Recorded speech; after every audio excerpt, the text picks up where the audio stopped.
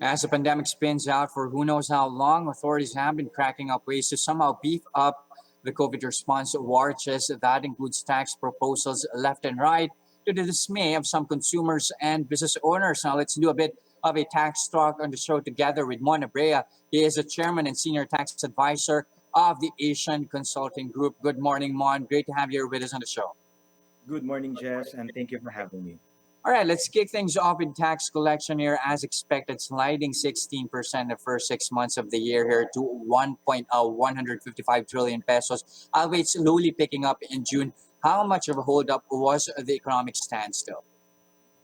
Well, honestly, we really need to expedite the passing of the economic stimulus package because everyone is like on a handstill. They're all waiting how the government will really assist them and whether investments will really flow in given the uncertainties in the policies and programs of the government. And at the same time, really, the concern really on the on the slower than expected revenue here, at least in terms of tax collection for the year. What do you think really caused that slow turn of events here? Well, unfortunately, the lockdown happened during the filing season. That is supposed to be the peak of collection of the BIR, but due to the extension, collection was down by more than 60%. And even if the June collection pick up, it is still not enough to recover the supposed collection from 2019 annual income taxes. But do you see things like what you did mention, June, somehow there was a bit of an uptick there. Do you see things slowly recovering in the coming months here? Yes, especially for those Jess who availed of the installment. I think in the month of October, wherein the second installment is due, a lot of large companies who availed of it will pay 50% of the balance of their income taxes. Hopefully, everyone will really be more diligent in paying their taxes, considering that BIR step up in terms of providing us digital platforms and making it really easy for small, medium, or even large taxpayers to file and pay their taxes. But do you think that at least original 2020 targets are still achievable here? Do you expect at least tax collections to go back to their pre-COVID ways?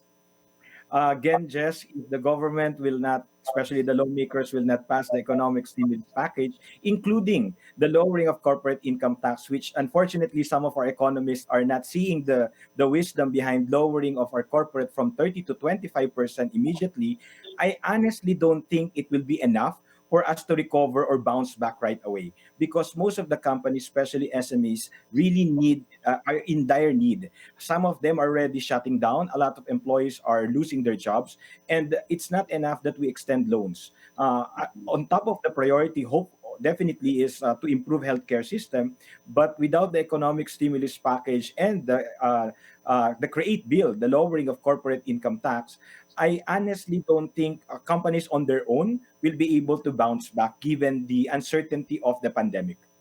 At the same time, really, like since you're harping on about Create here, formerly Satira, really, how crucial will this be? Like what you mentioned in recovery efforts, especially for corporations and foreign investments as well. At the same time, you have MSMEs that we really have to consider here.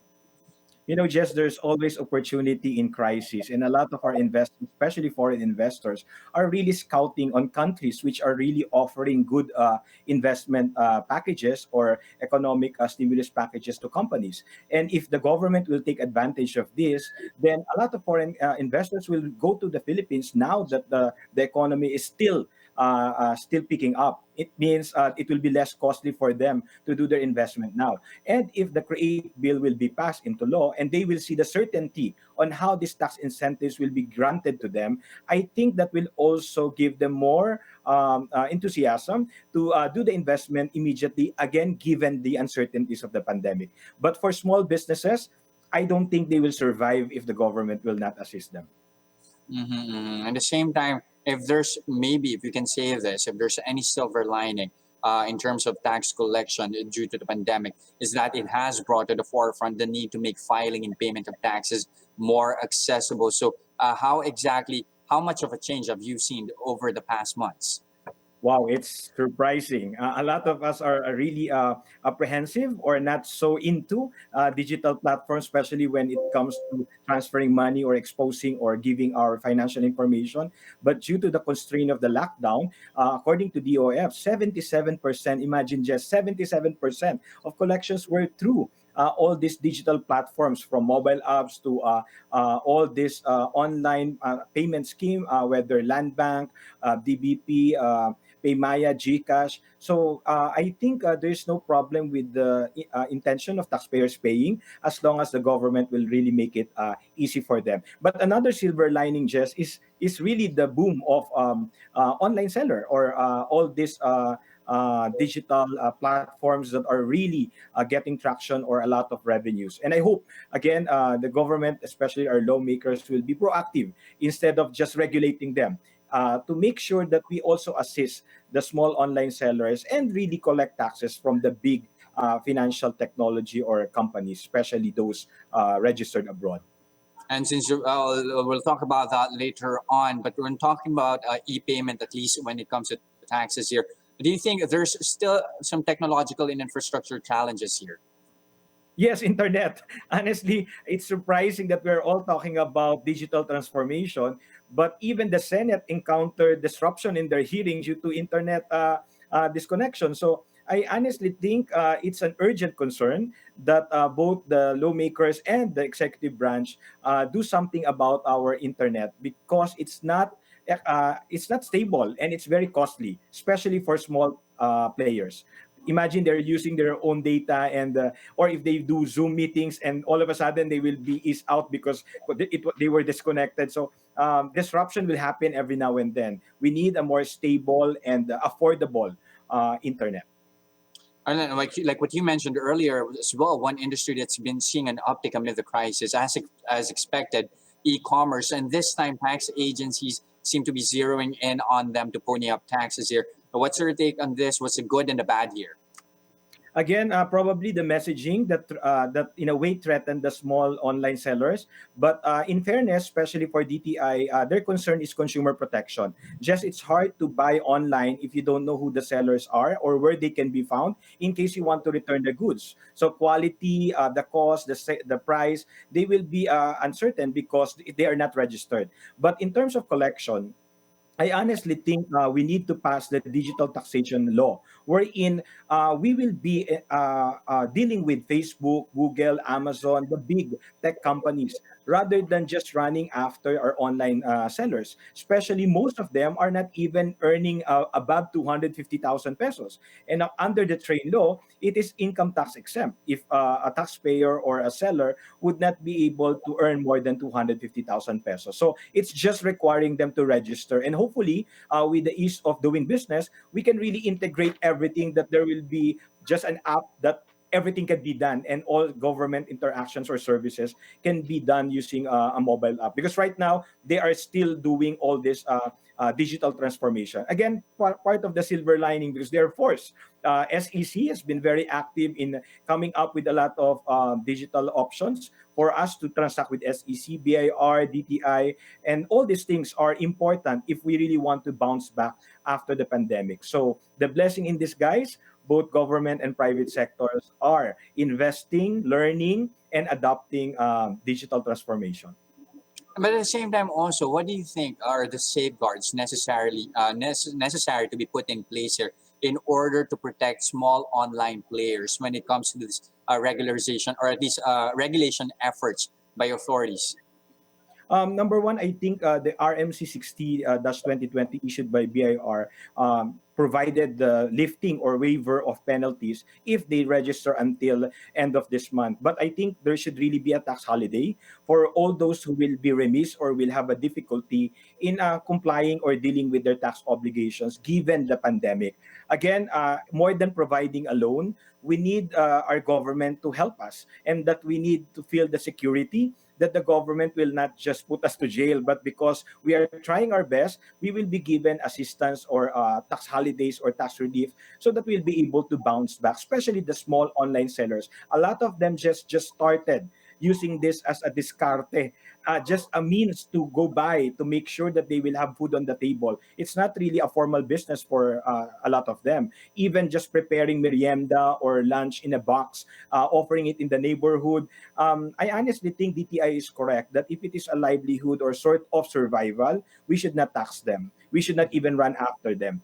But there should be a mechanism to make sure that both sellers and buyers are protected. In fact, what I am suggesting to be included in the digital tax bill is the requirement of TIN in all online transactions. Just it's crazy that the tax identification number is useless. You only use it whenever you file your tax returns. Other than that, you can fly abroad, you can transact, buy properties, and your TIN will never be asked. So I think the TIN should really have more value now. In fact, it can even be the national ID number to make sure not that we tax the poor, to make sure we are well accounted for, even in the release of the social amelioration fund. Imagine if everyone has a tin and you can monitor who's really unemployed, who's really who became jobless, or who are really earning a lot. Then it's easy to monitor and estimate how much collection we can really have. Unlike now, it's all estimates, but honestly, these projections can only be validated once we're done with the collection.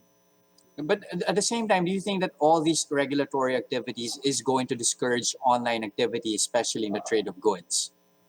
Well, for some, yes, it really happened already that they got threatened. But just remember, there are a lot of them who are earning millions. Even the YouTubers, those who are in social media, they're earning a lot of money. And I think it's but fair that they will be regulated or that they will register. But again, for the small online sellers, there should be a protection or sort of assistance so that they will not be scared. Otherwise, instead of the government giving them not giving them money, they will now be forced to give include them in the social amelioration fund because they are not making any income. But at the same time, one tricky part about this regulation activity, you have some online transactions cutting across multiple countries. How do you play around with that? I think that's the importance of the Internet Transaction Act, which is now being deliberated as well in Congress. Aside from defining all these transactions, we need also to respect the international laws and make sure that there will be no disputes. Otherwise, like for instance, there was this congressman who just said we should require Google to pay here. There are laws that they are observing, and unfortunately, we do not have law that govern them. So these are things that we should be prioritized by our legislation. Otherwise, we will always be the end loser. Imagine how many of them are really making money from us, from our subscription, from YouTube, from all this online booking, and yet they don't pay a single peso to our government because there is no law that require them. They're not registered here. It's a digital platform, and there's no way of requiring them because it's us who use them. So we can opt not to use them, but we need them because it's already the trend now. Otherwise, we go through the long process of doing the manual, which is more costly. So again, Mhm. we need our government to be more proactive, to really collaborate with the private sector because a lot of them are already, a lot of our private companies are already adopting this. And I think there's nothing wrong if the government will collaborate with these corporations who have adopted very well. Now, also, other than the digital economy, authorities are also after sin tax as well. There's now the junk food tax proposal. Is this a good idea at this stage when there are still low hanging fruits, such as a sin tax not yet being fully implemented? Add to that, low income families being more dependent on junk food consumption. Again, just my position there is let's stop adding taxes until we become more efficient. Because adding taxes will not result to more collections if we will not be able to collect them. Why don't we ask the oversight committee of both houses to evaluate first the train law? What happened to the sweet and beverage tax? How much of the projected collection was actually collected? Of the sin taxes, of all the new taxes, including the cosmetic tax, did we really collect from that cosmetic tax, or it was just a line in the law but will never be implemented? So again, I don't think this is the time to add taxes. We need to be more efficient, make it simple and fair, so that whether you are small or big, you will not feel the pain or you will not be burdened if you need to pay taxes. But if you keep adding taxes, like for the junk foods, obviously the health buffs are the rich ones. I don't think the poor can be a health buff. They only consume what they can afford. And if junk food is part of it and you add taxes on junk food, that's the same thing when you add taxes on soft drinks. Some of Mhm. them they don't have merienda except soft drinks, but we add taxes on soft drinks. So what happened to them? So are you honestly telling me they become healthy because of that new tax? So I don't think that's the right solution. Again, we need to be more efficient. We have too many taxes already, Jess. Adding more taxes will burden BIR, considering that they are already having difficulty in collecting all these taxes. And if there's something to be prioritized, digital tax, not junk food tax, not another type of tax.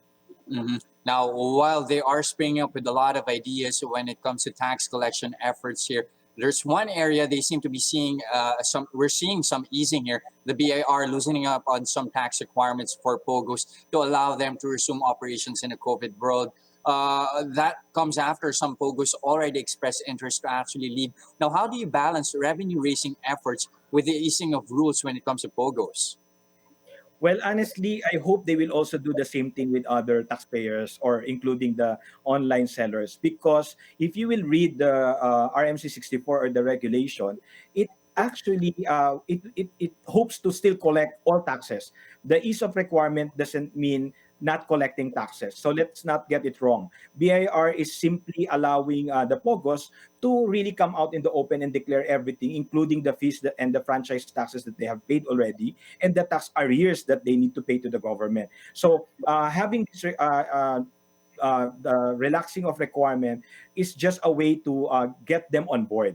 But I hope, as I have said, the same will also be extended to other industries because Pogo is honestly right now it's like a virus to a lot of Filipinos whenever they hear it. It's like it's always being favored and it's another branch of China, etc. So I hope we will also feel that the government is really taking care of us. And in case we make mistakes or in case there are difficulties in complying, that we will be assisted rather than just being penalized. Same All the way right. they are responding to Pogo. It's really just about leveling the playing field, at least when it Yeah. comes to POGOs and local companies as well. Thank you very much for your insights. Mon Abrea, Chairman and Senior Tax Advisor over at the Asian Consulting Group. Thank you, sir.